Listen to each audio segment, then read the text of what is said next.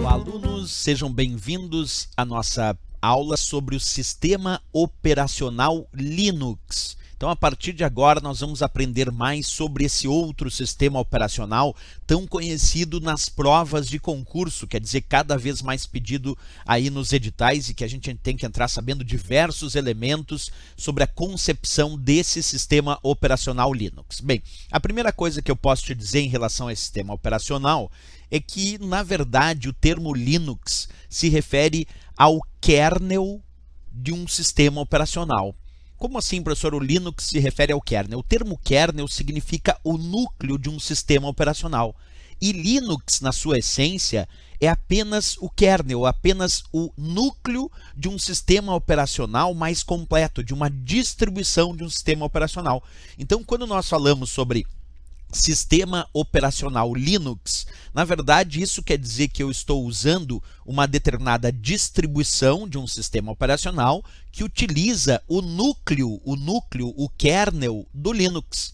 Então isso é importante porque se a gente pensar tecnicamente em resposta de prova, o Linux por si só o termo Linux se refere a um sistema operacional completo, na verdade o termo Linux se refere a uma parte muito importante da base de um sistema operacional completo, que é o que nós chamamos de kernel, é o núcleo. Então isso é importante, saber que Linux se refere ao kernel, ao núcleo de sistemas operacionais que utilizam esse núcleo do Linux como sua base de funcionamento numa máquina. Mas para explicar melhor, é claro, é sempre bom a gente ter a teoria indicada. Então vamos ler a teoria atentamente comigo. Distribuição Linux é um sistema operacional incluindo o kernel Linux, que é o núcleo, e outros softwares de aplicações formando um conjunto. Então, quando eu digo que eu tenho um sistema operacional baseado em Linux, isso quer dizer que ele é um sistema operacional que utiliza o kernel, o núcleo do sistema operacional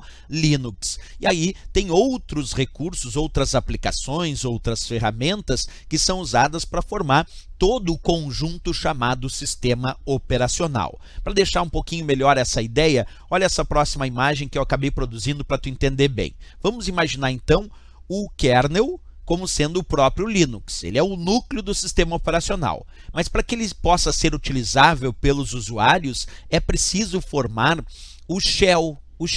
Shell, na verdade, é a interface com o usuário. Então, quando eu tenho um sistema operacional mais completo, tem o kernel, que é o núcleo, no nosso caso, o núcleo do Linux, e tem também a parte que forma a interface com o usuário, que nós chamamos de shell.